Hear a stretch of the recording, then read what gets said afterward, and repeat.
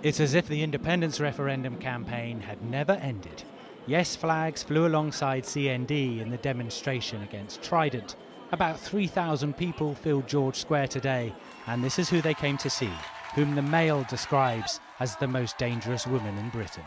That the Westminster establishment don't like that prospect and are in something of a panic. The First Minister faced other accusations in the press today too.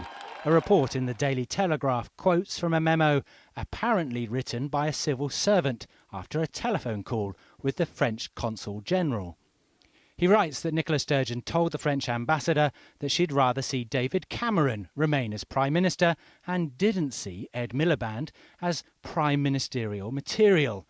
Spotting an opportunity, the Scottish Labour leader sent out a tweet saying the SNP were not being straight and that a vote for the SNP would deliver Sturgeon's wish of a Tory government. But both the French and Nicola Sturgeon deny the comments. The Scottish Culture Secretary Fiona Hislop was in the meeting too and also denies the report.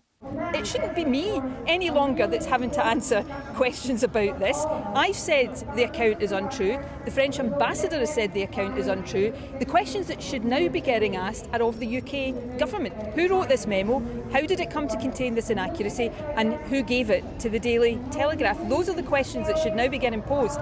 And I think Jeremy Haywood should have an inquiry to answer those questions. So, do you have a minute of the meeting?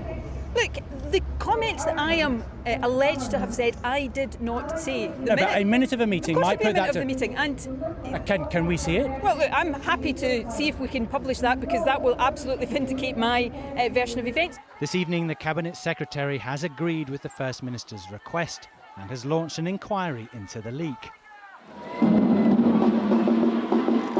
Today was supposed to be a mass protest about the future of Trident at Fars Lane on the Clyde.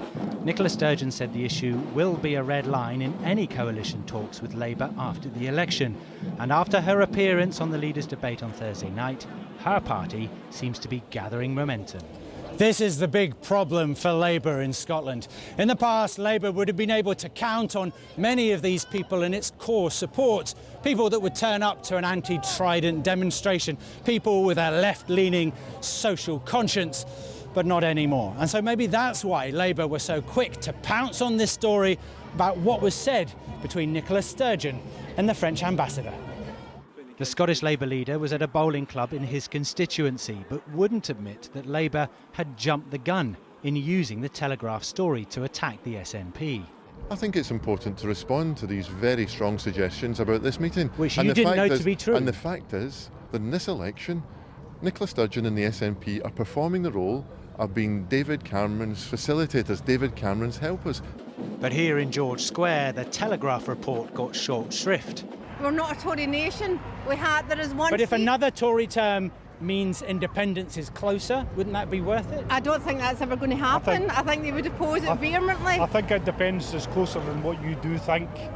It's true the Tories and the SNP have a common enemy, Labour. So despite repeated denials, suspicions remain about the relationship between the Nationalists and the Conservatives. James Blake, Channel 4 News, Glasgow.